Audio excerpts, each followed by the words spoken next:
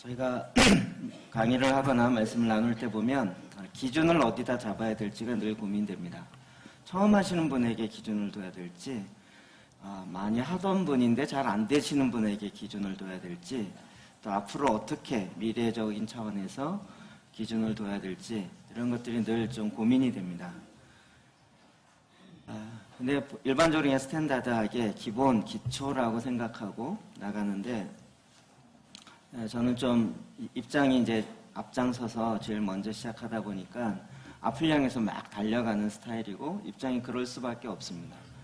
그러다 보니 이제 뒤에서 이렇게 이 얘기를 듣고 하시는 분들이 갖는 어려움이나 고민들을 이야기하시는데, 그 얘기를 들으면서도 제가 굉장히 좀 이렇게 섬세하게 이렇게 답을 드리고 또 필요한 것들을 제공해 드리면 참 좋겠는데, 앞으로 나갈 일이 너무 힘들고 벅차고 그것도 쉽지 않으니까 웬만한 일은 알아서 하세요. 그리고 이제 앞으로 달려가는 스타일입니다.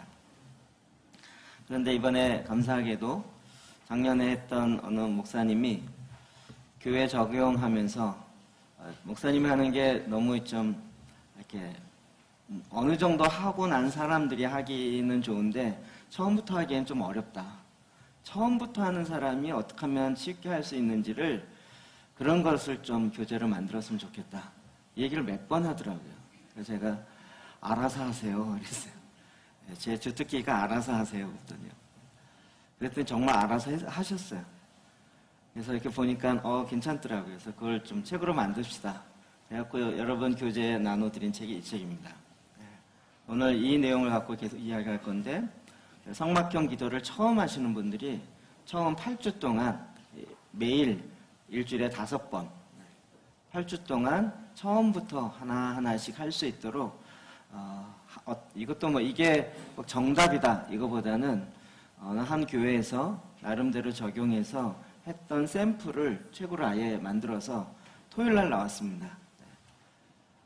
여기 보면 이제 항상 이제 40일 동안 월화수 일주일에 5일, 그래서 8주간 하면 40일이 됩니다. 40, 그러면 숫자적으로 유명하죠. 목적이 이끄는 40일부터 시작해서 40이 갖고 있는 의미들이 있습니다. 그래서 성막기도의 5가지 기도, 감사함의 기도, 그 다음에 번제단 기도, 물두멍 기도, 그 다음에 성소 안에 들어가서, 그리고 지성소, 이렇게 5가지의 기도를 그 포맷에다가 넣되, 처음 하시는 분들이 감사함의 기도를 어떻게 하는지 하나하나씩 펴놓고, 또 번제단 기도의 회개 기도도 요거 내용이 또 하나하나 하다 보면 좀 많은데, 이번엔 요런 거 회개하세요, 요런 거 회개하세요, 이렇게 좀 짤막짤막하게 끊어서 제목별로 올려놨습니다.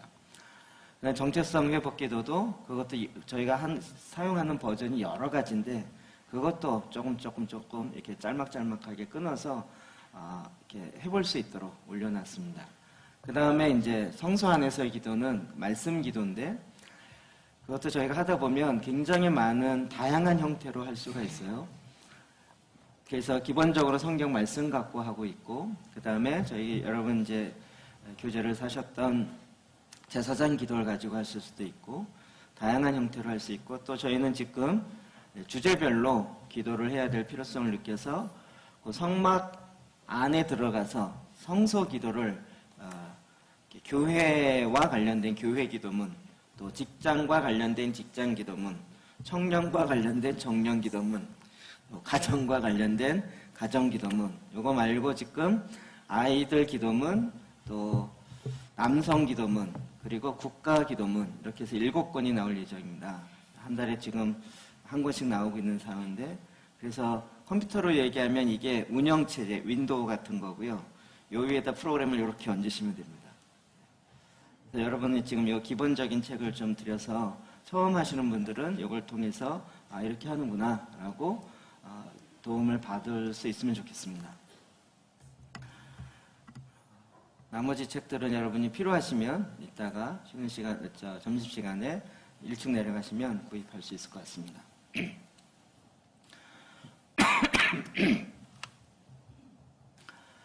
네.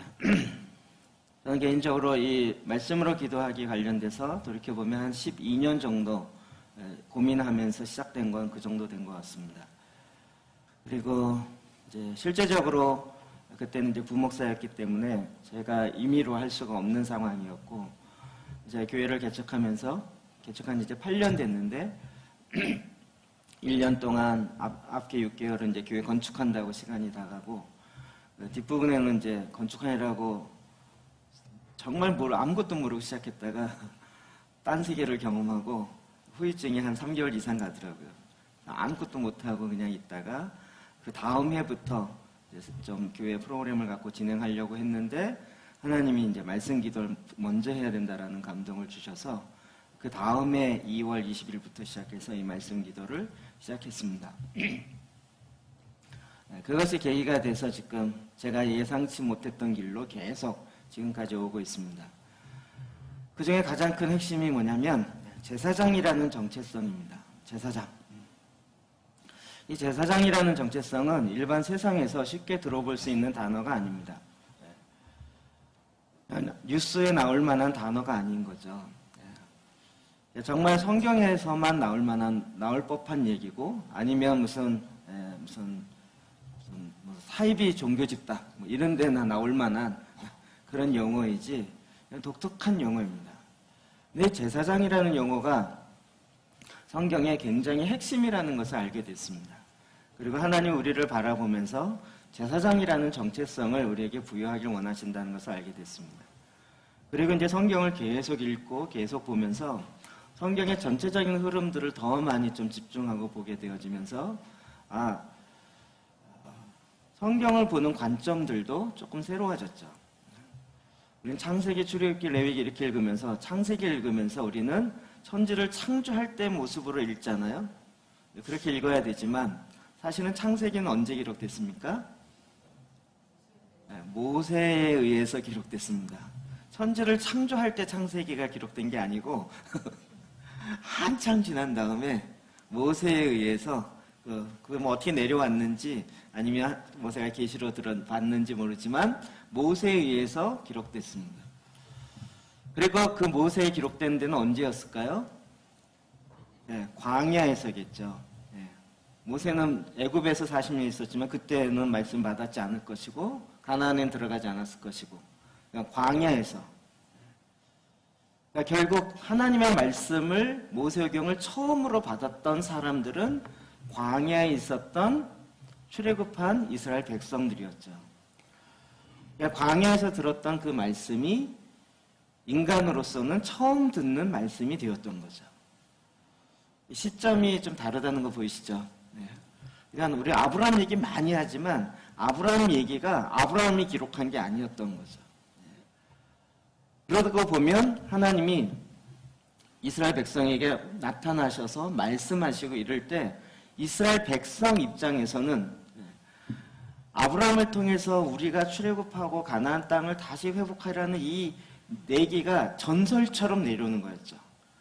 그러니까 정말 먼 할아버지 뻘 되시는 분들이 이야기했던 것이 애굽의 노예로 430년 동안 있으면서 말년에는 정말 힘든 노예로 살아가 있는 동안에도 그때는 성경이 있었던 게 아니고 그냥 내려오는 이야기들, 그걸 들으면서 정말 마음에 소원함을 갖고 있다가 출애굽하고 나서 시내산 이후에 시내산 하나님과 언약 맺은 이후에 하나님의 말씀을 듣게 되죠.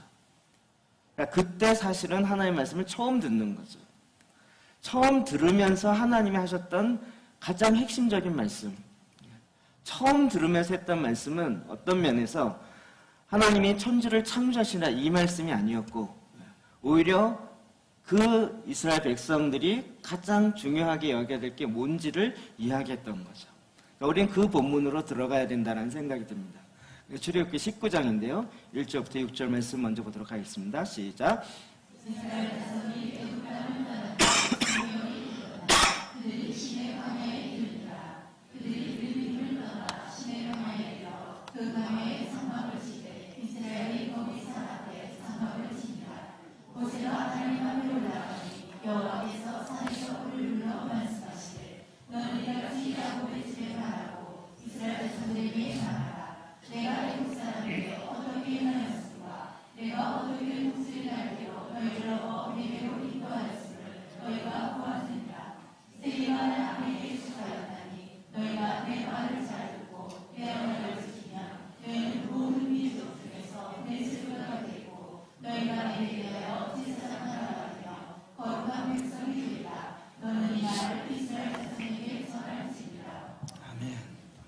그러니까 지금 4절부터 나오는 너는 가서 이렇게 이스라엘 백성에게 전하라.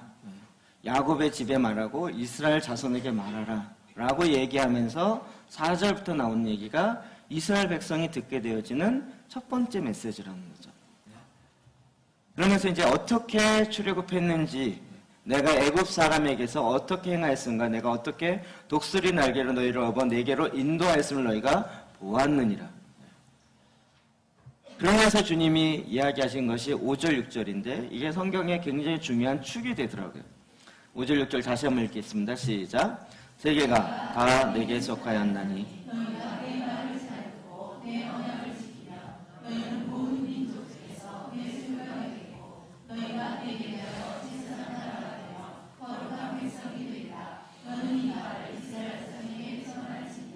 아멘. 이스라엘 백성이 출애굽했습니다. 그리고 3개월이 지났습니다. 홍해를 건너면서 어마어마한 기적을 보았고 그 당대의 최고의 국가였던 애굽, 이집트의 최고의 군대가 수몰되어지는, 그래서 수장되어지는 것을 자기 눈앞에서 보게 됐던 것이 이스라엘 모든 백성인 거죠. 그리고 우리를 구원하신 하나님을 찬양하며 미리암이 미소 고치고 모든 백성이 춤추며 찬양했던 것이 바로 3개월 전의 사건이었습니다. 그리고 드디어 하나님과 언약 맺었던 그 시내산 앞에 모이게 되었고 모세를 통하여 하나님의 말씀을 듣게 되었습니다. 우리를 이렇게 구원하시는 것이 무엇일까? 그랬을 때 하나님이 말씀하신 것은 너희가 내게 대하여 제사장 나라가 될 거라는, 제사장 나라가 될 것이다. 거룩한 백성이 되리라.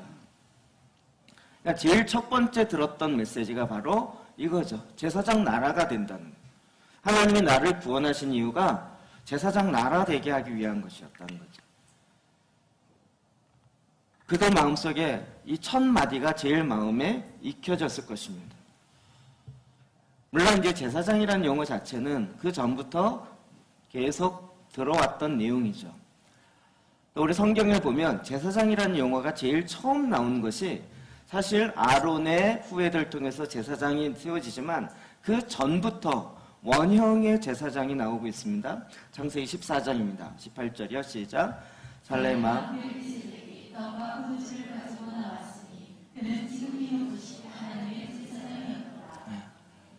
아브라함이 누구죠? 조카 롯이 잡혀가는 것을 보면서 군대를 이끌고 가서 다시 떼오죠. 그때 만났던 살렘 왕 멜기세덱이 떡과 포도주를 가지고 나왔으니 그는 지극히 높으신 하나님의 제사장이었더라. 멜기세덱. 제사장의 원형은 아론부터 나온 것이 아니라 멜기세덱이었어요. 멜기세덱은 누구였는지를 성경이 설명하고 있는데 그는 지극히 높으신 하나님의 제사장이었더라. 하나님의 제사장. 하나님을 섬기는 하나님의 제사장. 즉 하나님을 섬기는 하나님의 제사장의 도움으로 말미암아 자기가 정말 이길 수 없는 전쟁이었는데 거기서 이기게 되었고 그 승리의 기쁨으로 멜기세덱에게 11절을 드리죠. 이게 성경의 첫 번째 나오는 원형입니다. 하나님의 제사장이라는 얘기는 그냥 하나님을 섬긴다 이 의미보다도 우리 신약의 히브리서에 보면 예수님이 제사장이라 그러니까 그 당대 유대인들이 다 믿지 않았죠. 왜냐하면 제사장은 아론의 혈통을 쫓아야 되는데 그러면 예수님은 어느 지파입니까? 유다 지파죠. 그럼 아론의 혈통을 따르는 지파가 아니죠. 지파가 다른데 어떻게 제사장의 단열에 들어갈 수 있느냐? 틀린 거다라고 얘기했을 때 히브리서에서 그것에 대해서 변증하죠. 예수님은 육체의 혈통을 따르는 제사장이 아니라 멜기세덱의 반차를 쫓는 제사장이다 라고 얘기하는 거죠. 그러니까 이 제사장직이라는 것은 아론에 의해서 만들어진 것이 아니라 원래 하나님 보좌 앞에서 하나님 주변에서 하나님을 섬기는 제사장이라는 거죠. 이게 원래 원형인 것이고 그리고 아론을 통해서 만들어진 것은 모형이죠. 히브리서에 이렇게 얘기합니다. 8장 5절이요. 시작. 그들이 섬기는 것은 하늘의 은혜의 모형과 그림자라 모세가 사막을 지배할 때 지시하심을 얻은 것 같으니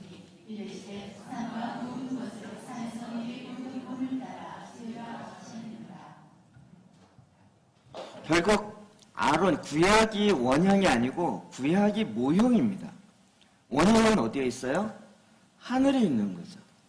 그러니까 모세가 성막을 지을 때도 모세가 아이디어를 낸 것이 아니라 하나님이 보여주시는 대로, 하나님이 지시한 대로 모형을 만들어 놓은 게 성막인 거죠. 그러니까 모든 것의 원형은 어디 있습니까? 하늘에 있는 거죠.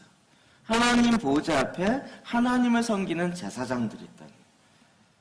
그래서 이 제사장 나라를 섬겠다라는 것은 이게 그냥 육에 보이는 이스라엘 나라를 만들겠다 이 의미를 훨씬 뛰어넘어서 하나님 보좌 앞에서 하나님을 섬기는 백성들을 만들겠다는 거죠.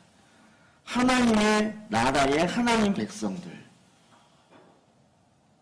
그럼 이게 오늘날 저와 여러분에게 너무나도 큰 은혜가 되는 거예요. 제사장이 우리는 너무나도 아론의 족속의 고개에만 묶이지 마시고 그 원형부터 찾기 시작하면 하나님이 왜 우리를 제사장 삼으겠다고 첫 번부터 이야기했는지를 너무나도 명확하게 알 수 있는 거죠. 그래서 하나님이 이 천지를 창조하신 이유 무엇인가 하면 바로 하늘과 땅이 통일되게 하려는 거죠. 이것이 에베소에 나옵니다. 1장 10절이요. 시작. 하늘에 있는 것이나 땅에 있는 것이 다 그리스도 안에서 통일되게 하려 하시니라. 왜 이 땅이 이렇게 힘들고 이 땅이 이렇게 고난과 전쟁과 어려움이 많은데도 하나님 이런 세상을 왜 만들었을까? 우리는 여기에 대해서 많은 회의를 갖습니다. 근데 하나님이 이 땅을 만드신 이유, 목적을 성경은 이렇게 얘기합니다. 하나님 보좌 앞에 하나님의 영광으로 가득 차 있고 하나님의 거룩함으로 가득 차 있는 것이 이 땅에도 하늘에 있는 것처럼 이 땅도 그렇게 되어서 온전히 하나가 되게 하는 거예요. 그 하나가 될 수 있는 길은 바로 그리스도 안에서 통일되는 거죠. 이게 신약에 와서 확립된 것이 아니고 천지 창조 전부터 하나님이 갖고 계셨던 계획인 거죠. 하나님 지금도 하나님 보좌 앞에 있는 하나님의 영광과 하나님의 거룩함, 그것으로 온 땅이 하나님의 영광으로 물이 바다를 덮은 같이 덮게 될 것입니다. 이것이 마지막 완성의 그림이라고 성경은 누누이 이야기하는 거죠. 그 일을 위해서 하나님이 그 일을 섬길 수 있는 사람들을 특별히 택했는데 그런 나라를 만들겠다고 하셨는데 그것이 이스라엘이었고 그것이 제사장 나라였던 거죠. 그런데 이스라엘이라는 국가는 그들이 선민이라는 의식 때문에 결국은 잘못 알아서 이것을 열방 가운데 나누지 않고 이방인과 유대인 사이에 벽을 찾기 시작했던 거예요. 그런데 하나님은 놀랍게도 그 원래 갖고 계획을 취소하신 것이 아니라 이제 예수 그리스도를 통하여서 그 맡긴 담을 허시고 유대인이나 이방인이나 예수 그리스도 안에서 한 세 사람이 되어지고 그래서 이방인도 제사장이 되도록. 여러분 지금 유대인들에게는 말로 안 되는 얘기죠. 어떻게 아니 아론의 혈통이 아닌 것까지도 인정을 하겠는데 이방인이 제사장을 돼? 이건 있을 수 없다라고 지금 유대교에서는 말도 안 되고 안 된다고 얘기할 수밖에 없는 거죠. 근데 베드로가 오히려 강력하게 이야기합니다. 이방인들도 제사장이라는 거예요. 그러면 우리는 왜 하나님이 이렇게 제사장이라는 것을 이야기하시고 구약이나 신약이나 끊임없이 이 이야기를 하셨을까? 여러분 거기에는 하나님의 계획이 있습니다. 저는 이 계획을 성경 이제 전체를 좀 이렇게 보면서 이것이 훨씬 더 하나님의 뜻에 가깝구나라는 것을 보게 되었습니다. 자, 하나님께서는 왜 제사장을 만들고 하나님은 왜 이런 일들을 하려고 하셨을까? 너무나도 쉬운 얘기인데요. 세상을 축복하려는 하나님의 계획이었습니다. 자, 창세기부터 볼까요? 1장 28절입니다. 시작. 하나님이 그들을 고르시며 하나님이 그들에게 이르시되 생육하고 번성하여 땅에 충만하라. 땅을 정복하라. 바다의 물고기와 하늘에서와 땅에 움직이는 모든 생물을 다스리라 하시니라. 저는 기복주의 신앙에 대해서 굉장히 알레르기 반응이 있는 사람입니다. 어렸을 때부터 교회를 다니면서 맨날 축복 하는 거에 대해서 좀 저게 본질이 아닌 것 같은데 어린 마음부터 그런 것이 있었습니다. 그래서 기복주의적인 비슷한 분위기가 나오면 별로 안 좋아하는 느낌들이 있습니다. 그래서 성경을 계속 보면 볼수록 하나님이 인간을 창조하시되 이렇게 얘기하지 않고 하나님이 그들에게 복을 주시며 하나님이 인간에게 복을 주셨어요. 특별한 하나님의 축복을 주셨어요. 다른 피조물과는 다른 하나님의 형상으로 만들었을 뿐만 아니라 인간을 만들고 그들에게 특별한 하나님의 목적에 맞게 복을 주셨는데 그 복으로 말미암아 생육하고 번성하여 땅에 충만하고 땅을 정복하고 바다의 물고기와 하늘의 새와 땅에 움직이는 모든 생물들을 다스리게 하는 이와 같은 축복을 인간에게 주신 거죠. 그러나 아담이 그 하나님의 주신 축복을 결국은 제대로 순종하지 못하는 거죠. 죄를 범하였다는 것은 그 하나님이 나를 통하여 이루시기 원하셨던 그 축복을 이 세상 가운데 충만케 하지 않고 나만이 갖겠다는 내가 하나님 되겠다라는 거죠. 창세기 3장 17절입니다. 시작. 하나님이 이르시되 내가 내 아내의 말을 듣고 내가 그에게 먹지 않은 나무의 열매를 먹었은즉 땅으로 말미암아 저주를 받고 너는 내 평생에 수고하여라 그 순산을 먹으리라. 아멘. 인간을 통해서 이 세상에 축복을 받도록 하나님이 그렇게 만드신 거죠. 근데 사람이 이 축복을 세상을 향하여 하지 않으니까 이 세상이 축복을 받지 못하는 거예요. 왜 아담이 범죄했는데 땅까지 저주를 받아야 될까요? 이 축복의 통로가 막히고 이 축복의 권한이 사람에게로 넘어가는 거예요. 그러니까 이 세상은 이 땅도 그로 말미암아 저주를 받게 되는 거예요. 그래서 땅은 엉겅퀴와 가시덤불을 내게 되는 거죠. 하나님이 인간을 향한 계획하심이 이거였던 거죠. 노아를 창조하시고 순서가 잘못됐는데 9장 1절부터 봅시다. 시작. 하나님이 노아와 그 아들들에게 복을 주시며 그들에게 이르시되 6장에 가면 인간의 죄가 너무 꽉 차는 거예요. 죄가 관영함으로 인하여 하나님이 또 한탄하시고 그를 심판할 계획을 세우시고 그래서 노아의 방주 사건이 나타납니다. 그 사건이 있고 난 다음에 노아의 배에서 나오자마자 그 가족들이 하나님께 제단을 세우고 하나님께 올려드릴 때 무지개로 언약했습니다. 그러면서 다시 그 세 가족들에게, 세 자녀와 노아의 가족들에게 하나님이 또 복을 주시며 그들에게 이르되 생육하고 번성하여 땅에 충만하라. 아담에게 주었던 이 역할들을 다시 노아에게 준 거예요. 너무나도 안타깝게 이 노아의 세 아들들이 함께 제단을 세우고 함께 거기에 정한 동물을 통해서 제물을 드리고 무지개를 보았기 때문에 이 언약은 그 아들 세 아들도 같이 봤을 거예요. 같이 받았을 것이에요. 그렇겠죠? 그런데 그 아들들이 흩어지면서 결국은 또 바벨탑을 짓는 거예요.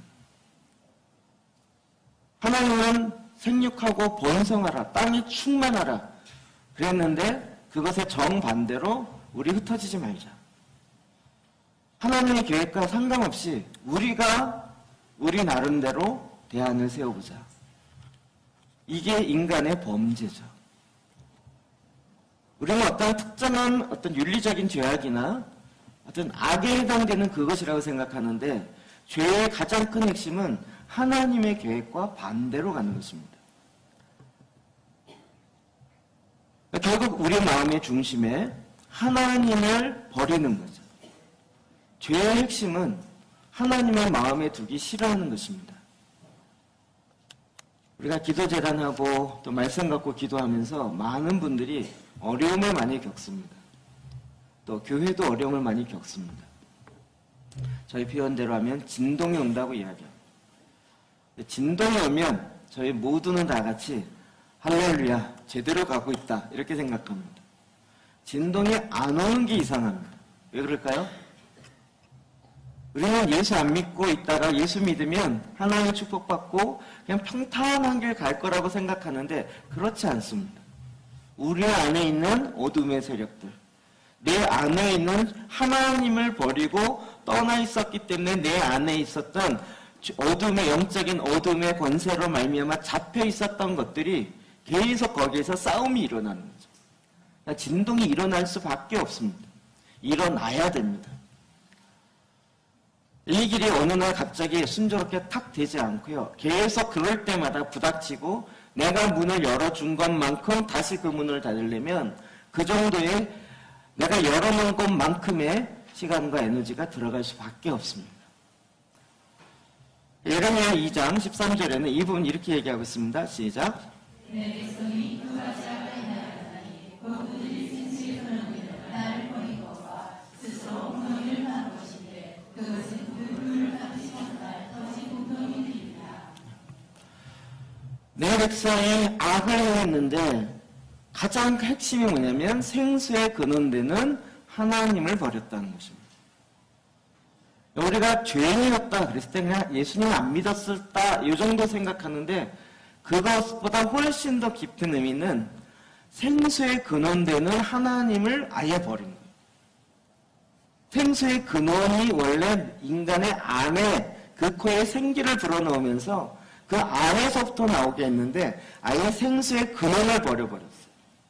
그러니까 이게 우물과 같은 이해안이 물로 차야 되는데 차지 않고 계속 갈증이 일어나는 거죠. 그러니까 그것을 채우기 위해서 나름대로 스스로 대안을 세우는데 스스로 웅덩이를 판 것입니다. 원래 인간의 깊은 곳에서 그래서 성령이 어디서부터 나온다고 그랬죠? 내 배에서 생수의 강이 흘러나 너의 영혼 가장 깊은 곳에서 생수의 강이 흘러나리라. 주님이 그렇게 하셨는데 그 근원 자체를 버려버리니까 나올 수가 없는 거죠. 그러니까 이 갈증 때문에 스스로 대안을 세우는 것이 웅덩이를 파는 거예요. 그래서 나중에 우물을 파라라는 시리즈를 한번 계속 보십시오.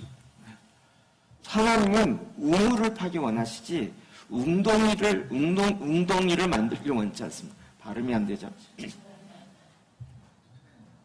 근데 우리는 비슷하게 웅덩이를 파놓고 거기에다가 물을 채우겠다는 거예요. 그리고 열심히 물을 채우는데 안 차요. 왜 그럴까요? 밑이 터져 있어요. 그 웅덩이조차도 밑이 터져 있어서 자꾸 거기다 뭔가 채워보겠다고 내 갈증 때문에 채워보겠다고 하는데 밑이 터져 있어서 채워지지 않고 금방 새버리는 거죠. 그럼 이것이 죄인 되었던 인간의 모습을 진단하는 가장 정확한 표현 중에 하나라고 생각이 듭니다. 이런 거 많이 알고 나서요. 너무 많이 이렇게 지금 혼란스러운 것도 있고요. 지금도. 그리고 바뀌어야 될 게 너무 많은 것도 있고요. 인간은요. 복을 구하는 존재가 아니고요. 복을 선언하는 존재로 만들었더라고요. 이게 어떤 차이인지 이해되세요? 하나님 나에게 축복 주세요. 이런 존재가 아니고요. 우리는 복의 근원으로 만들었더라고요. 이 세상을 축복하고 내가 축복하는 대로 이 축복이 흘러가도록 만들어놨어요. 이기적인 축복은 아닙니다. 그런데 이 생수의 근원이 내게서 안 나오니까 어떻게 해요? 복 좀 달라는 거예요. 복 좀. 그래서 큰 우상 앞에 무슨 부처상 앞에 어떤 큰 나무 앞에 큰 산 앞에 바다 앞에 거기 가서 축복 달라고. 근데 하나님 편에서 볼 때는 어떨까요? 참 안타까운 거죠. 제가 이럴 때마다 유치한 예를 드는데 예를 들면서도 너무 유치해서 제 손이 오그라서 자꾸 그러더랍니다. 그리고 보통 이제 자녀들이 있습니다. 자녀들이 이렇게 재밌게 놀라고 남자애는 로봇을 사주거나 여자애들은 인형을 사줬어요. 근데 얘가 인형을 너무 좋아해가지고 맨날 걔만 끼고 있고 그리고 거기에다가 모든 신경을 다 쏟고 있어요. 걔도 밥 먹어야 된다 그러고 밥 줘야 된다 그러고 여자 인형은 막 옷 입혀야 된다고도 보니까 도가 너무 지나쳐요. 근데 지나친 걸 떠나서 이제는 그 앞에 애가 절을 하더니 이 인형이 내 하나님이에요. 여러분, 부모의 입장에서 그걸 보면 어떤 마음이 들겠어요? 아, 이게 뭐라통 안 터지겠어요. 그리고 그 인형이 자기를 먹여 살린대요. 야, 내가 밥 주거든? 내가 먹을 거 다 되거든? 그런데 애가 거기에 인형이 확 빠져가지고요. 지금 이제 유치한 예를 든다고 말씀드렸습니다. 근데 우리가 이런 상황이 아니냐고요. 그럼에도 불구하고 하나님은 또다시 계획을 세우십니다. 하나님의 계획을 포기하지 않으십니다. 그래서 이제 12장에 넘어가면 2절, 3절입니다. 시작. 내가 너로 큰 민족을 이루고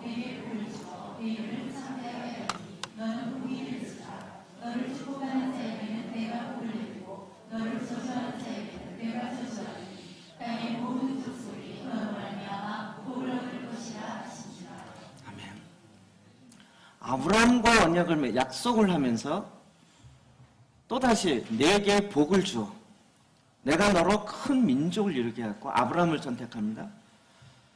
내게 복을 주어 내 이름을 창대케 하리라. 너는 복이 될지라. 옛날 개역 개정에는 개역 한글판에는 복의 근원이 될지라 이렇게 한 거죠. 하나님은 아브라함을 왜 택했어요? 복의 근원이 되게 하더라고요.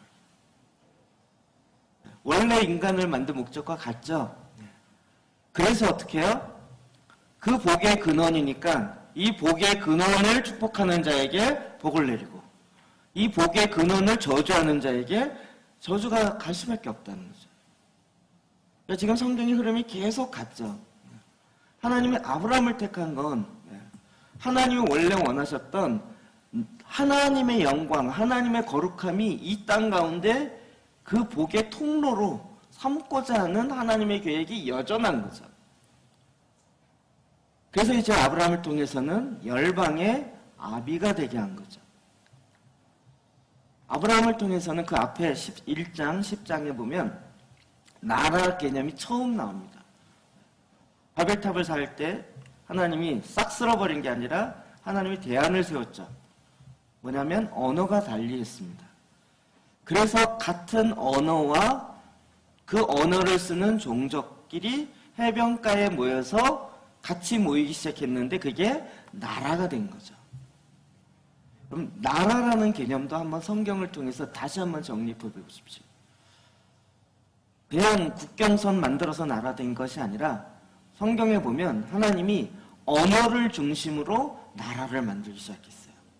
그래서 이제는 이 복의 근원이 축복으로 흘러갈 수 있도록 언어가 하나니까 흩어지지 않고 하나님의 계획과 상관없이 자기네끼리 모여서 자기네끼리 하나님의 뜻을 대항하는 계획만 세우는 거예요. 그러니까 아예 언어를 달리해서 흩어지게 하는 거예요.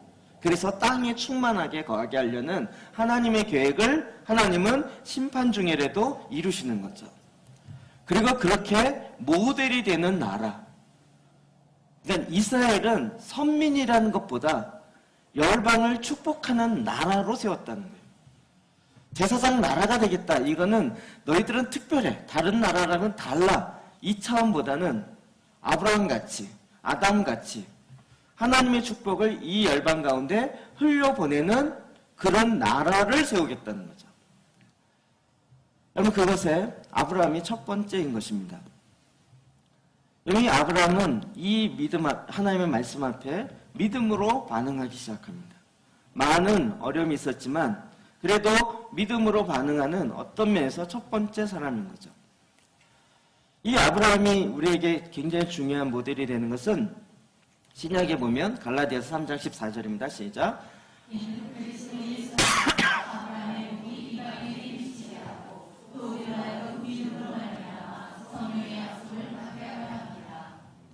아브라함의 복이 누구에게 미쳐요? 이방인이에요. 아브라함이 율법을 지킴으로 의롭게 된 게 아니라는 거예요. 그렇죠? 아브라함 때는 율법이 없었어요. 모세의 오경이 없었어요. 모세보다 적어도 600년 이상 먼저 된 사람이에요. 그러니까 모세 오경이 없는데 무슨 율법을 지킴으로 의롭다고 되고 의로움으로 구원 얻냐는 거죠. 그러면 어떻게 구원 얻었는가? 믿음으로 말미암아 구원 얻는 거예요. 원래 구원은 뭐와 관련돼 있어요? 믿음으로 말미암아. 그걸 이제 갈라디아에 설명하면서 동일하게 아브라함과 같은 믿는 믿음을 갖고 있는 이방인들도 아브라함이 믿었던 그 믿음과 동일함으로 그들에게도 아브라함에게 주는 언약이 이방인에게도 미친다는 거죠.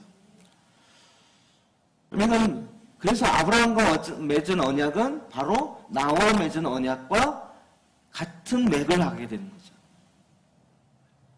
또 우리로 하여금 믿음으로 말미암아 성령의 약속을 이방인이었던, 혈통적으로 이방인이었던 우리들도 상관없이 받게 되는 거죠. 이 얘기는 우리도 거룩한 제사장이요, 우리도 제사장 나라로 하나님의 언약의 축복, 내가 축복받는다 이 개념을 떠나서 이 세상의 복의 근원이 되어지는 존재로 만들었다는 거죠. 히브리서 3장 1절입니다. 시작.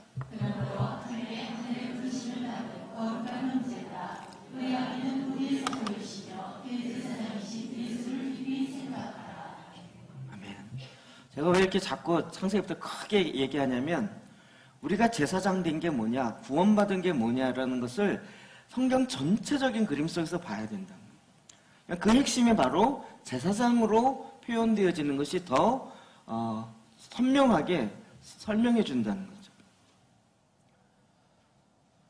하늘의 부르심을 받은 거룩한 형제들아. 어떤 면에서 하늘의 부르심을 받은 거룩한 제사장들아. 이렇게 불리는 것 같죠.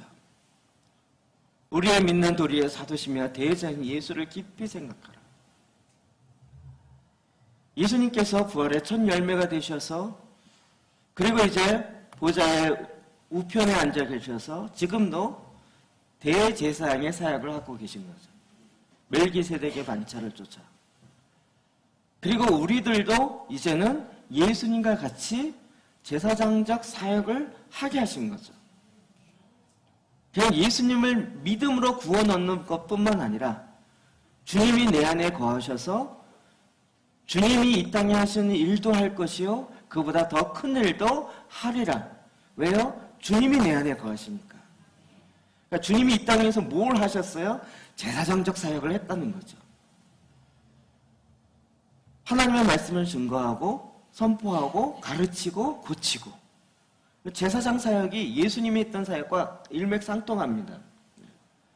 그러니까 예수님을 생각하면서 우리는 거룩한 대제사장, 그리고 우리도 예수님을 본받아. 이 얘기는 우리도 제사장적 사역을 이 땅에 해야 된다는 거예요. 그냥 제사만 드린다 이것이 아니라 원래부터 얘기했던 하나님의 하늘의 신령한 모든 축복을 받아서 이 땅에 흘려내보는. 베드로전서 2장 29절입니다. 시작. 오직 너희는 택하신 족속이요 왕 같은 제사장들이요 거룩한 나라요 예수의 그리스도이니 이는 너희를 어두운 데서 불러내어 그의 귀한 빛을 들어가게 하신 자의 아름다운 것을 선전하게 하려 하십니다. 아멘. 이 말씀은 너무 유명하니까. 그리고 이제 종교개혁의 아주 핵심이 됐던 말씀 중에 하나죠. 믿음으로 말미암아 구원을 얻는다와 함께 만인 제사장. 우리도 다 거룩한 제사장입니다.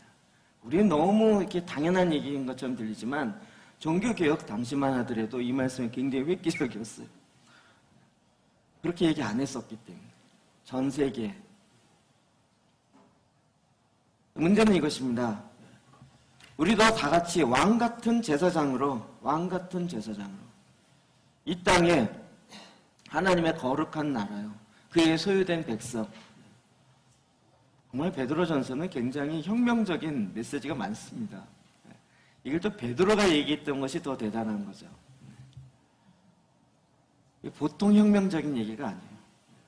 아까도 얘기했지만 아론의 지파도 아니고 혈통도 아니고 게다가 이방인인 그들까지도 제사장이다라고 얘기하는 이 베드로의 믿음은 어마어마한 거죠. 그 당시 상황으로 볼 때는 혁명 중에 혁명이라고 저는 판단이 듭니다. 결국 우리는 이 신약의 그 사도들이 하나님의 말씀을 풀어내는 것을 통해서 예수 그리스도를 통해서 어떻게 이게 확장되고 완성되는지를 보는 거죠. 근데 이제 문제는 이거죠. 우리가 다 왕 같은 제사장인데 제사장으로 어떻게 살고 있냐는 거죠. 그럼 제사장인 거 믿으시죠? 내가 제사장, 하나님을 섬기는 제사장이라는 거 믿으시나요? 나의 정체성이에요. 예수를 믿는 것뿐만 아니라 나는 거룩한 제사장입니다. 그러면 꼭 그 다음을 물어야죠. 한 번 더 합시다. 옆에 사람 꼭 하는데 안 하려니까 좀 쑥스럽네. 제사장님 몰라봐서 죄송합니다. 이렇게. 거룩한 제사장이십니다. 세상을 축복하는 제사장이십니다. 너무 제가 이거 하면서 너무 좋았던 건 구원받아야 됩니다 이런 얘기하면 구원 못 받은 사람은 왠지 기분 나빠요. 혹시 뭐야 난 구원받기 싫어. 구원받으면 꼭 뭐 기독교 믿어야 된다는 얘기야 교회 나 이러면서 싫어해요. 그런데 우리는 제사장으로 축복합니다 그러면 뭐 축복 나쁘지 않지 뭐. 그래서 이렇게 근데 훨씬 더 이렇게 세상 사람들이 쉽게 받아들여요. 문제는 제사장으로 우리가 어떻게 축복하냐. 사탄이 여기에 또 그 축복의 개념을 생수의 근원이 없이 축복 생각하니까 인간적 개념의 뭐 오복 뭐 이런 거 생각하는 거죠. 그런 차원의 축복이 아닌 거죠. 그런 것도 들어가지만 하나님이 이야기하시는 축복은 제사장에게 제사장은 이렇게 축복하라고 아예 딱 주셨어요. 그게 뭐냐면 아론의 축복 기도입니다. 민수기 6장 24절에서 26절입니다. 시작. 여호와는 그에게 복을 주시고 너를 지키시기를 원하며 여호와는 그 얼굴을 내게 주사 은혜 베푸시기를 원하며 여호와는 그 얼굴을 내게 향하여서 평강 주시기를 원하노라 하시니라. 아멘. 저는 이 마지막 26절 마지막 평강 주시기를 원하노라 할지니라 하라. 이 말의 복잡성을 이해되겠어요? 제사장들은 세상을 이렇게 축복하라고 너는 할지니라 라고 하라 이렇게 된 거죠. 그러니까 지금 모세가 제사장들에게 이야기하는 거예요. 제사장들은 백성을 축복할 때 이렇게 축복하라 라고 가르치고 있는 거죠. 그러니까 우리도 이렇게 되는 거예요. 그럼 이것이 구체적으로 보면 이 의미가 정말 깊습니다.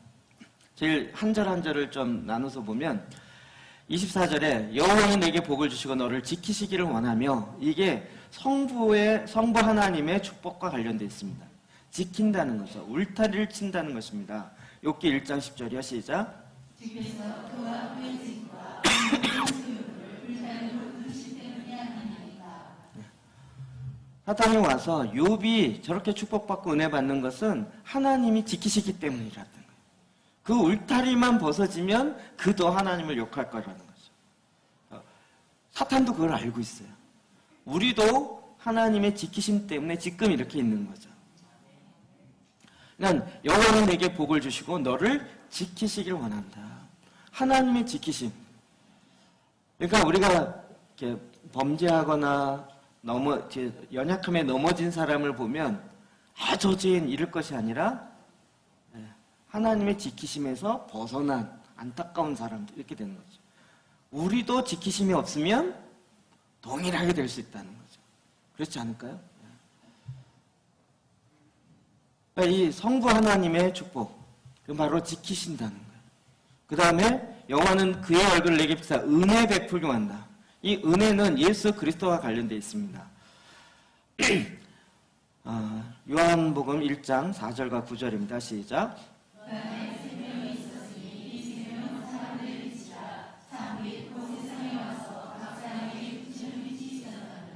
아멘. 그 빛을 비추신다. 그의 얼굴을 내게 비추사 은혜를 베푸시기 원한다. 그 빛을 비춘다. 이것이 신약으로 딱 보니까 바로 예수 그리스도를 통해서 이 생명은 사람의 찬빛이라. 진정한 찬빛이란 거예요. 찬빛 곧 세상에 와서 각 사람에게 비추는 빛이 있었나니 누구죠? 예수님이죠. 결국 이 모세 오경에 나타나는 아론의 축복 기도는 성부, 성자, 성령의 축복과 관련돼 있다는 거죠. 마지막으로 평강 주시길 원하노라. 그건 또 빌립보서 4장 7절입니다. 시작. 그리하면 모든 지각에 뛰어난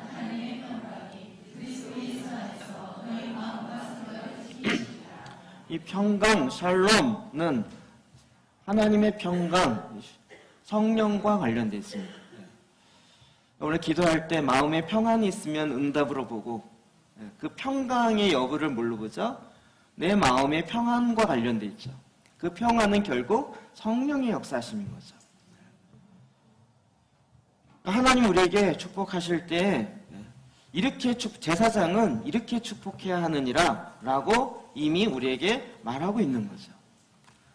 그래서 여러분 제사장은 함부로 내 마음대로 축복하는 것이 아니라 하나님의 법대로 축복해야 하는 것입니다. 그래서 이 아론의 축복 기도는 제사장들은 외워야 됩니다. 외우셨습니까? 외우셔야 됩니다. 합시다. 외우신 분도 있으니까 해봅시다. 시작.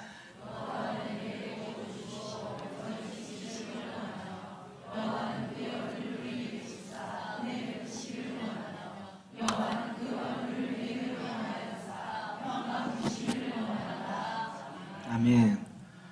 원래 이제 구약에 실제적으로 보면 제사장들이 이렇게 축복했습니다. 매일 이제 상번제를 드리는데 그렇게 가서 성소 안에서 다 정리하고 나서는 대제사장이 나와요.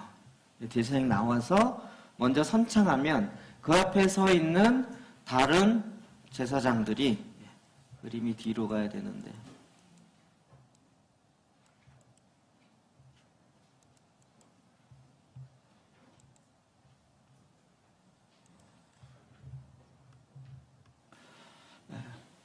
제사장이 선창하면 그 다음에 있는 다른 제사장들이 또 복창을 합니다. 그 선창할 때 하는 내용이 바로 아론의 축복 기도입니다. 그리고 할 때 손 모양을 이렇게 옛날 요괴 인간 손가락이라고 하죠. 손가락 3개. 이게 샬롬 할 때 히브리어로 쉰 이렇게 해야 되거든요. 쉰 이게 그곳의 표시입니다. 이렇게 그 삼지창 같이 이렇게 된 거 있죠. 쉰 요 표시요. 농담인데요. 요거 안 되면 제사장이 안 된답니다. 여기 잠깐 내리고 있는데. 농담입니다. 또 이거 진짜로 시험에 들지 마시고. 그래서 이렇게 딱 되셔야 됩니다. 그래서 보통 축복 기도할 때도 머리에 손을 얹을 자녀들을 이렇게 무릎 꿇고 축복할 때도 이렇게 해서 머리에 하나님의 샬롬이 머리에 기마도록 이렇게 얹으시고요. 보통 이렇게 축복합니다. 이렇게 안 해도 괜찮습니다. 자, 그렇게 해서 이제 축복합니다. 다시 해볼까요? 시작. 여호와는 내게 복을 주시고 너를 지키시기를 원하며 여호와는 그 얼굴을 내게로 향하여 은혜 베푸시기를 원하며 여호와는 그 얼굴을 내게로 향하여 주사 평강 주시기를 원하며 아멘. 아멘. 우리는 이렇게 하나님의 은혜, 하나님의 그 지키심, 성자 예수님의 은혜를 비추심, 성령 하나님의 평강을 부으심. 그럼 이게 결국 뭐죠? 신약에 오면 우리 목사님들이 축복 기도할 때 성부와 성자와 성령, 성자의 은혜와 하나님의 그 크신 사랑하심과 성령님의 어쩌저쩌 하심이 이게 다 같이 연결된 거죠. 이게 축복인 거죠. 이건 하나님의 특별한 축복입니다. 이 세상은 이와 같은 하나님의 축복이 있어야 살 수가 있습니다. 지금 더 거룩한 제사장을 일으키려고 하시는 것은 하나님의 이와 같은 원래 계획이 사라지지 않고 여전히 이제는 더 확장해서 저와 여러분을 통해서 천지창조의 목적을 지금도 완성하고자 하는 하나님의 계획입니다. 그럼 이것을 알고 제사장기도 시작했냐고요? 아닙니다. 모르고 했습니다. 그냥 한 거예요. 하고 계속 하다 보니까 관련된 게 좀 나오면 이런 것도 있네, 이런 것도 있네. 그리고 막 정리하고 해서 오늘 나온 겁니다. 10년의 여러분 시행착오하지 않도록 10년의 일을 여러분에게 한 번에 알려드린 겁니다. 약간 아까운 마음이 들긴 하지만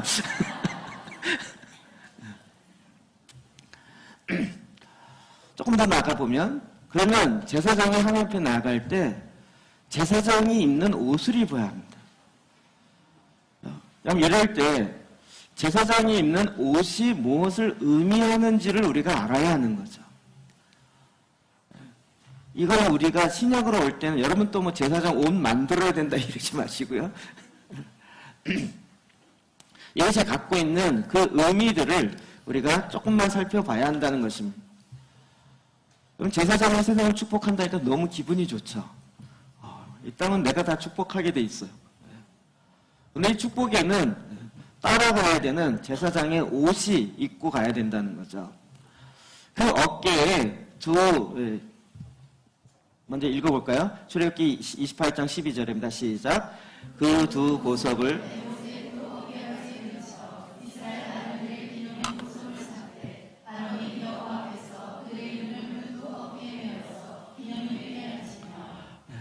요 위에 두 보석을 어깨에 매치게 되어 있습니다. 그래서 이것을 어깨에 메어서 이 제사장 옷이요. 제가 그 오산에 있는 성원동산 세계 성막 기도센터 가서 입어보면 그거 얼마 안 되는데도 보석도 진짜 아니고 손으로 짠 색깔로 한 건데도 묵직합니다. 굉장히 무거운 거죠. 그래서 그 어깨에 맸다. 이 어깨에 맨다라는 것에 의미하는가가 뭔가. 그러면 우리는 늘 신약으로 그 의미를 풀어야 되는 거죠. 고린도후서 11장 27절입니다. 시작.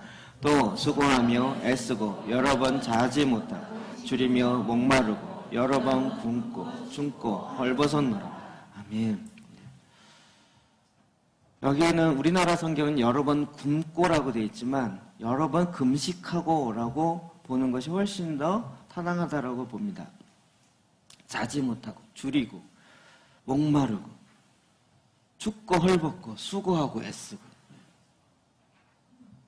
오늘 하나님 오늘 하루 제대로 넘길 수 있도록 제발 도와주십시오. 그리고 지금 기도하고 있는데 우리 금요일날 우리 청년들이 요즘에는 은혜를 받아서 그런지 12시간 예배를 하겠다 그래가지고 저녁 9시부터 8시 반부터 시작해서 그 다음날 새벽 9시, 아침 9시에 끝났어요. 제가 옛날에 막 젊은이들이랑 사역을 많이 해가지고 저도 막 흥분해가지고 집에 가서 잘 수도 없겠더라고요. 4시 반까지 간신히 견디다가 제 방에 가서 그냥 의자에서 이러고 조금 늦게 자다가 그러다가 몽창 감기 몸살이 와가지고요. 어제는 막 식은땀이 짤짤 흘리면서 간신히 넘기고 오늘 새벽에 여러분들이 기도해줘서 지금 이제 말짱해졌어요. 기침도 잘 안 하잖아요. 그러면 꼭 기침해요.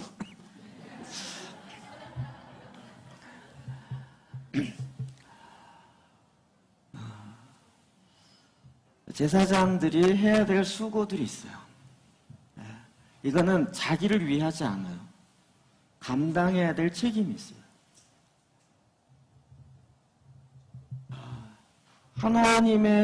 하나님을 섬기는 일이기 때문에 나와 관련 없이 하나님의 일을 해야 될 그 책임과 그 수고를 감당해야 돼요. 그를 위해서 애써야 돼요.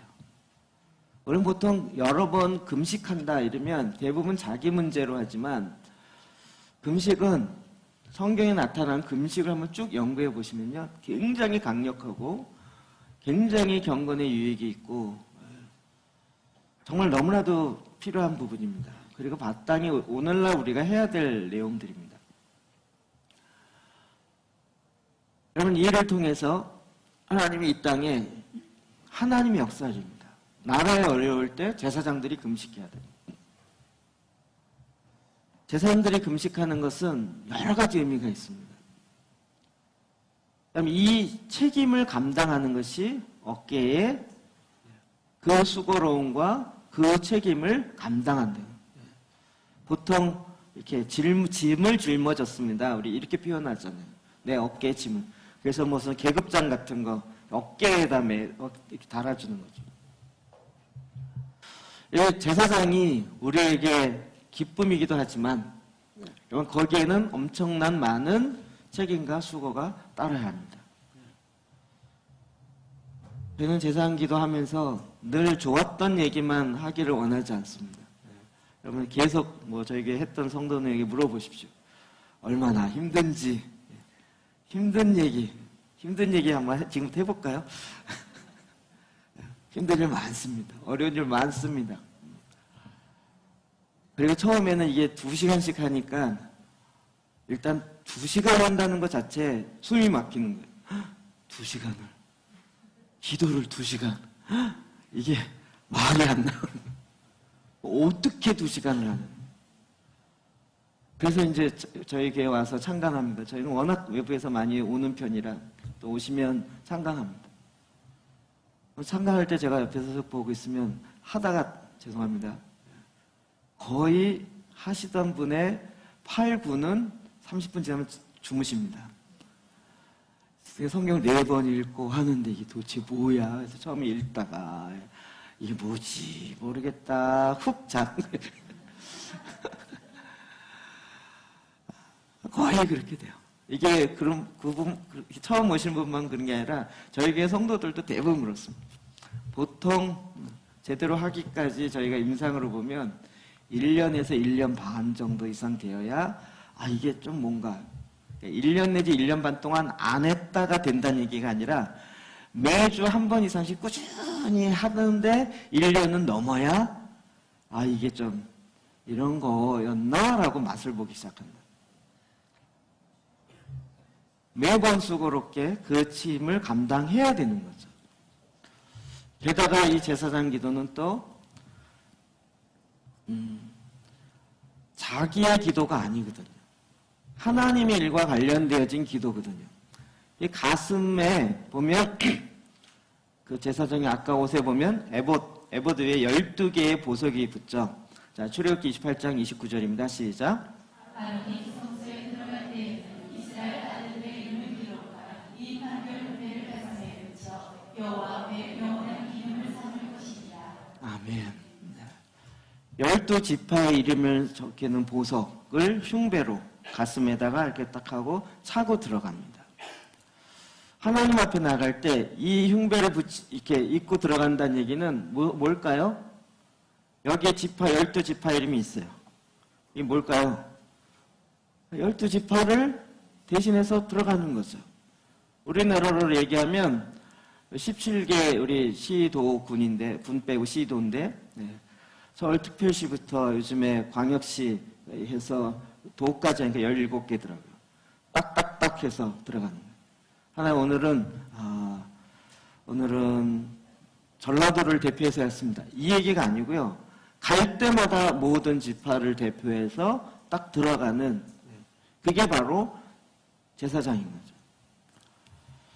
그러니까 그 만왕의 왕이신 하나님이 말씀하는 대로 받는 것이지 하나님 오늘은 어느 지파가 좀 어느 도가 이게 아니라는 거죠. 그러니까 그 나라를 대표해서 그냥 들어가는 거예요. 우리 모두가 그 존재예요. 로마서 12장 2절 볼까요? 시작. 하나님의 선하시로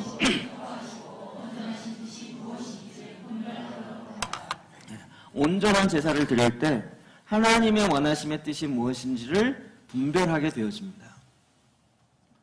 그래서 그 말씀을 듣고 그 말씀이 이루어지도록 이 땅 가운데 하나님의 말씀을 선포하는 것입니다.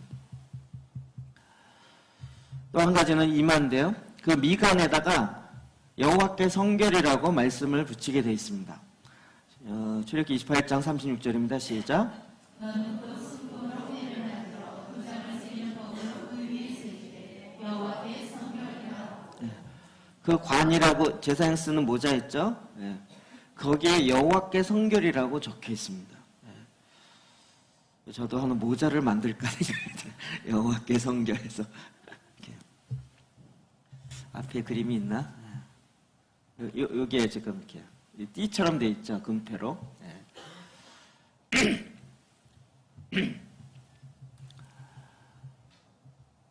열방을 책임지는 제사장은요 거룩한 가운데 가야 됩니다. 하나님 우리에게 거룩함을 요구하는 건 뭘까요? 하나님의 말씀을 받아서 그것을 세상에 축복하는 이 일을 해야 되는데 요 통로가 찌꺼기로 더럽혀져 있으면 못한다는 거죠. 또 유치한 예를 들을 수밖에 없는데 이렇게 물을 이 큰 데다가 여러분 뭐 좋아하시나요? 하여튼 뭐가 있나요? 여러분 우리 지난번 청년이 목사님 우리 교회에 콜라 무료로 뽑아 먹는 그거 하나 기계 갖다 놓으시면 어때서요? 이러더라고요. 아이들이 좋아할 텐데 그래서 순간 지혜가 딱 떠오르더라고요. 아이들은 좋아할지 모르지만 엄마들은 되게 싫어할 것 같아. 그래갖고 막 일이 큰 거에다가 한가득했어요. 근데 거기에 똥이 묻은 차례로 딱 떨어졌어요. 그러면 어떻게 하시겠습니까? 똥파리만 딱 벗어서 이렇게 버리면 될까요? 그럼 어떡하죠? 전체를 버리죠.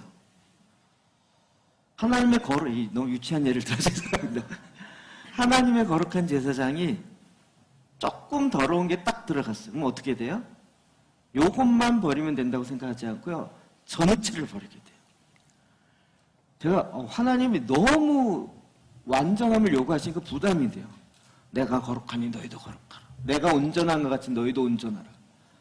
아니 우리는 자꾸 다른 사람과 비교해서 이 정도 하면 되죠 뭐. 아유 이 세상에 2시간씩 기도하는 사람이 있으면 나오라 그래요. 이 정도. 그런데 하나님 절대 만족 안 해요. 내가 거룩하니 너희도 거룩하라. 온전해야 돼. 그렇지 않으면 그게 쫙 붙어서 지문이 묻고 그게 쫙 퍼져서 그 오염된 것이 흘러가기 시작해요. 그럼 이 세상이 어두운 이유는 세상이 어둡기 때문이 아니라 빛이 비춰지지 않기 때문입니다. 이 세상이 썩어 있는 것은 세상은 썩을 수밖에. 왜요? 생수의 근원으로부터 생명이 흘러가지 않으니까 썩는 거죠. 이 썩지 않으려면 어떻게 해야 돼요? 피가 계속 돌아야 되는 거예요. 근데 이 역할을 누구에게 맡겼다고요? 제사장에게 맡겼다. 그러니까 하나님 그 책임을 누구에게 쳤습니까? 제사장들에게 쳤어요. 그럼 구약에 이런 원리들이 있습니다. 그러면 동네에서 이유 없는 살인사건이 일어났다. 범인은 못 잡았다. 어떻게 해야 됩니까? 나랑 상관없다. 이렇지 않습니다. 여러분 그 살인사건이 일어났는데 그 무고한 피가 땅에 흘려졌는데 거기에 대한 범인을 못 잡으면 그 땅이 더럽혀지게 돼 있어요. 그러면 그 땅에 있는 살고 있는 사람들이 영향을 받게 돼 있다고요. 성경은 어떻게 돼 있죠? 거기서 제일 가까운 제사장들이 제사장들이 와서 그것을 위해서 대신 회개하며 기도해야 그 땅의 저주를 막을 수 있다고 되어 있어요. 이 원리가 어떻게 되는지 잘 모르시죠? 저도 전혀 이런 거 모르다가요. 조금 현장에서 이렇게 좀 알고. 안산은 유명한 강호승 사건이 있었죠. 아시나요? 강호승 사건 10년 됐죠. 묻지마 살인으로 그냥 몇 명에서 야산에다 묻고 그랬잖아요. 그런데 나중에 범인 잡고 그 집도 제가 이제 가보고 그랬지만 그때 안산에 있는 중보자들 연합으로 모아가지고요. 그 시신 묻었던 데를 다 찾아가서 거기 가서 회개하고 기도하고 하나님 이 땅에 왜요? 그 피가 땅에 흘려짐으로 그 땅이 더럽혀지거든요. 아니 내가 시청에서 돈 받은 것도 아니고 해달라 그런 것도 아니고 그 산에 올라가니까 웬 대낮에 아줌마들과 아저씨가 산에 올라가서 웅덩이에 이렇게 올라갔더니 또 누가 와갖고 10원짜리 뭐 30개인가 50개를 뿌려놨더라고요. 네, 조선 갈 때 노잣돈 하라고 또 10원짜리 놔둔지 모르겠어요. 이 무당들은요 이상하게 영적 원리를 알긴 아는데 지 걸로 싹 바꿔놔가지고요. 그럼 이런 일들이요. 그러니까 구약에는 이런 메시지도 오늘날 어떻게 적용돼야 되는지를 알아야 됩니다. 여호와께 이게 제사장이 져야 할 책임 있는 사명들인 거죠.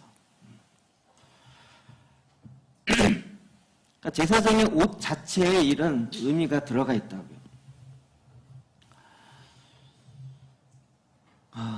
신약에 오면 그렇다면 하나님은 축복은 특별히 제사장들에게만 가느냐? 여러분 그것이 아니고요. 하나님의 은혜, 하나님의 은총은 일반적 은총과 특별한 은총이 있습니다. 그렇죠? 일반적 은혜, 일반적 은총이라는 것은 믿는 사람이나 믿지 않는 사람이나 동일하게 임하는 것이에요. 동일하게 비가 내린다든지 동일하게 하나님의 이 세상에 살 때 하나님의 창조의 원리에 따라서 콩 심은 데 콩이 나게 하고 팥 심은 데 팥이 나게 하는 거예요. 수고한 대로 거두는. 여러분 그렇게 안 됐으면 좋겠죠. 예수 믿는 사람의 밭에만 비가 오고 예수 믿는 사람이 콩을 심어도 막 100배로 나왔고 예수 안 믿는 사람은 잘 안 되고 막 이렇게 됐으면 좋겠죠. 나는 그런 하나님이 아니에요. 하나님은 다 축복하신 하나님이에요. 그런데 하나님이 특별 은총을 주는 데가 있는 거죠. 특별 은총이에요. 그건 뭐냐면 이건 하나님께서 부여하시는 특별한 것을 아는 것이에요. 그게 바로 예수 그리스도를 아는 것이요. 하늘의 신령한 축복을 아는 것들이에요. 이 세상에 있는 일반 은총의 차원으로는 알 수 없는 하늘의 축복, 하나님의 신령한 것을 아는 것을 이야기하죠. 그럼 이것을 누구에게 알립니까? 하나님이 제사장에게 알려줍니다.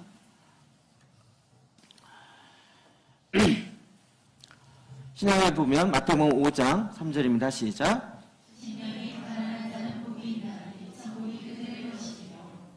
심령이 가난한, 마음이 가난한 자, 하나님을 향하여 갈망을 갖고 있는 자에게 하나님이 그 천국을 소유하게 하는 거예요.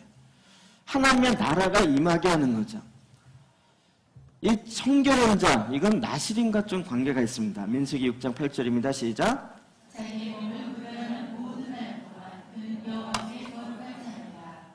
여호와께 거룩한 자니라. 나실인으로 구별되어지는 것이에요. 저와 여러분이 하나님 앞에 거룩한 자로 구별되어진 삶을 살아요. 저희가 세상과 비교하면서 속상할 때 많죠. 네. 세상은 웬만큼 죄 져도 뭐 그럴 수 있지 그러는데 기독교가 죄를 지면 디립다 달려 들어가고 떼거지로 욕하잖아요. 세상에서 뭐 기업에서 비리가 났거나 재정사고가 나면 뭐 그럴 수 있지 뭐 이러는데 교회에서 재정사고가 나면 난리 나는 거예요. 약간 속상하지 않으세요? 세상에서도 기준 자체가 달라요. 하나님이 우리를 바라보면서 보는 기준 자체가 달라요. 왜냐하면 하늘에 있는 신령한 축복을 받아서 흘려보내야 하기 때문에. 그래서 우리에게 요구되어지는 것은 거룩함입니다. 구별되어진 삶을 요구하는 거죠. 분리가 아니라 구별입니다. 세상과 분리되어진 차원이 아니고 세상 안에 있지만 삶의 원리와 삶의 방법 자체가 구별되어진 것을 이야기합니다. 순서가 잘못됐는데요. 에베소서 1장 3절 시작.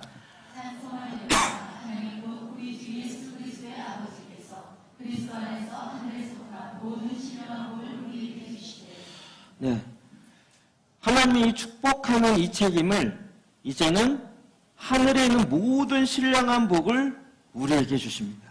믿는 자들 가운데 거룩한 제사장 가운데 주셔서 그것을 흘려보내게 하십니다. 많은 분들이 그런 이야기를 하는데 그리스도인들이 하나님이 예비하신 하늘의 신령한 축복을 받아 누리는 사람이 별로 없다는 거예요. 다 예비해놨는데 통계에 의하면 어떤 사람은 5분의 1이라고 그러고 어떤 사람은 5%라고 그러더라고요. 그래서 정확한 건지 모르겠어요. 그냥 대충이니까. 네. 가장 드라마틱한 예는 그런 거죠. 베드로가 천국 가갖고 천국을 구경하는데 천사가 이것저것 구경시켜주더니 여기는 안 보여준다는 거예요. 왜요? 그랬더니 이건 보면 속상할 거라고 해서 그런 게 어디냐. 베드로가 또 한번 욱하면 또 보여달라고. 그 문을 딱 열었더니 어마어마한 선물이 쫙 있더래요. 이거 뭐냐 했더니 너에게 줄 선물이라고. 왜 안 줬냐고 했더니 안 구했지 않았냐고. 이 베드로만 해당될까요? 우리도 구하지 않았기 때문에 오지 않는 것들이 너무 많은 거예요. 너무 심각하게 받으시는데. 베드로전서 3장 9절이요. 시작. 악을 악으로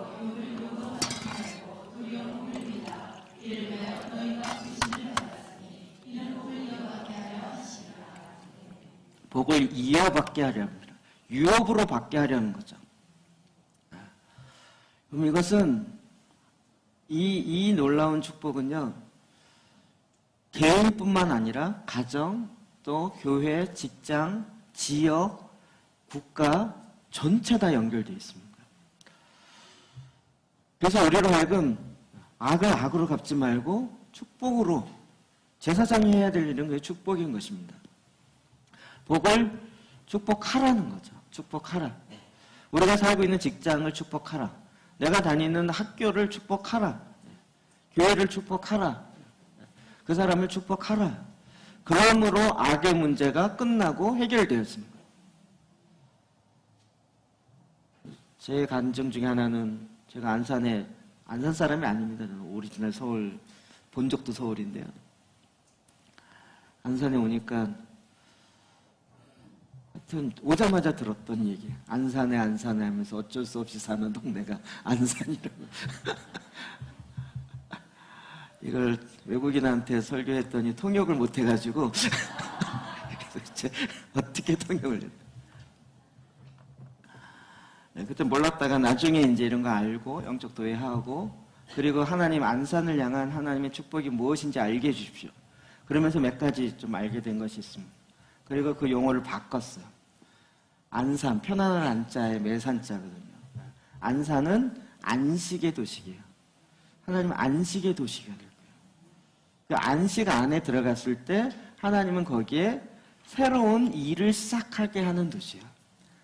그래서 안산이요, 새로운 일이 시작하는 동네예요. 안산이 단원구하고 상록구 있거든요. 상록구는 뭐 때문에 생긴지 아세요? 상록수, 채용신 묘가 바로 여기 있고, 그 당시에 그 농촌, 여기 가장 못 사는 농촌에 와서 농촌, 어촌, 계몽운동 하다가 일찍 돌아가셨잖아요. 상록수의 묘지가 바로 그 상록 역 앞에 있거든요. 지금 샘골교회에 있는 그 앞에. 그걸 기념해서 상록구가 돼요. 단원은 뭘까요? 김홍도요. 안산에 있으신 분들은 대부분 다 왕에게 직언했다가 쫓겨난 사람들. 그 양반들이 와갖고, 양반이 일은 할 수는 없고, 그 양반들이 맨날 하는 게 그림 그리고 뭐 시를 푸는 건데, 그림도 맨날 난 그리잖아, 난. 이게 쫙.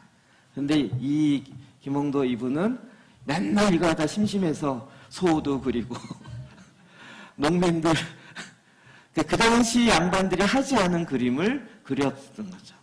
늘 새로운 일을 한 거예요. 안산은 도시적 사명이 새로운 일을 해야 될 사명이 있다는 걸 알게 된 거예요. 그래서 그걸 표로 만들어서 기도하고 막 교회마다 표 붙이고 이러면서 안산을 축복하기 시작했어요. 옛날 안산 그러면 살인사건 많고 막 살기 힘든 막 이런 곳이라고 소문나 있는데, 요즘은 막 많이 바뀌었어요. 가장 살고 싶은 아파트 1위에도 꼽히는 아파트가 나오고, 뭐 이렇게 좀 바뀌기 시작하더라고요. 축복해서 그렇습니다. 그럼 이 축복이 흐르지 않고 계속 흘러가게 해야 돼요. 로마서 12장 17절이요. 시작. 너희를 박해한 하나님의 일하심입니다. 하나님의 우리를 풀어가심입니다. 저희가 예를 들어 이렇게 쭉 진행하면서요. 찬양팀 나오세요. 제사원 기도를 어떻게 하느냐, 대부분 여기에 많이 관심이 있는데, 물론 어떻게 하느냐도 중요합니다. 그런데 문제는 내 마음의 중심에 어떠한 동기로, 무엇으로 시작하느냐가 더 중요합니다. 나중에 그게 드러나요. 나중에는 본인의 마음속에 있는 것이 드러납니다. 하다가 중간에 끝나시는 분들이 있어요. 왜냐하면 했는데 별 변화가 없다는 거예요. 여러분, 이거 변화가 없어도 해야 될 책임입니다. 제사장이 내 가정에 어떤 변화가 없다 할지라도 하나님이 나를 부르신 부르심의 사명이 이것이기 때문에 우리가 감당하는 거죠. 그러니까 성경 전체를 놓고 내가 원하는 것을 집어넣는 것이 아니라 성경 전체를 놓고 봐서 하나님의 창조 시스템 안에 하나님이 이 세상을 지금 다스리고 운행해 가고 계시는 그 일 가운데 하나님의 계획 중에 하나 제사장을 놓는 거였어요. 그리고 이 제사장들 통하여 하나님의 축복이 온전하게 흘러가길 원하는 것이었어요. 그래서 하늘에 있는 모든 하늘의 신령한 것들이 이 땅에 퍼져가는 거예요. 하나님은 이를 위해서 제사장으로 저와 여러분을 예수 그리스도의 피로 값주시고 사셨어요. 우리를 단지 천국에 데려가기 위함만이 아니라 우리로 하여금 이 땅을 축복하는, 그래서 이 땅의 모든 것에, 모든 영광이 하나님의 영광으로 가득 차는 것에 우리를 동역자가 되게 하셨어요. 그래서 하나님의 손과 발이 되어 이 땅의 상처를 치유하고 이 땅의 생명이 끊어진 곳에 가서 다시 그 생명을 풀어넣고 이 땅의 복의 근원이 되게 해서 그 축복이 이 땅 가운데 다시 연결되어지는 일들을 저와 여러분에게 맡기셨어요. 여러분, 이스라엘이 그 역할을 하지 않고 이기적으로 자기만을 위해서 살았을 때 하나님이 심판 가운데 내려놓기를, 심판을 허락하시기를 마다하지 않으셨어요. 물론 나중에 다시 회복하시겠지만 저와 여러분도 마찬가지라고 생각이 듭니다. 저희 제사기도를 하는 것은 그냥 무슨 교회의 부흥 프로그램이나 어떤 개인의 어떤 특별한 변화만을 위해 하는 것이 아니고요. 하나님이 원하셨던 하나님의 나라, 하나님의 창조의 목적, 그리고 그것을 완성을 향해서 하나님이 우리에게 맡기신 그 역할들이에요. 그 일을 저와 여러분이 선택됐습니다. 선택되어진 것 자체만 하더라도 너무나도 큰 기쁨이고 너무나도 큰 축복입니다.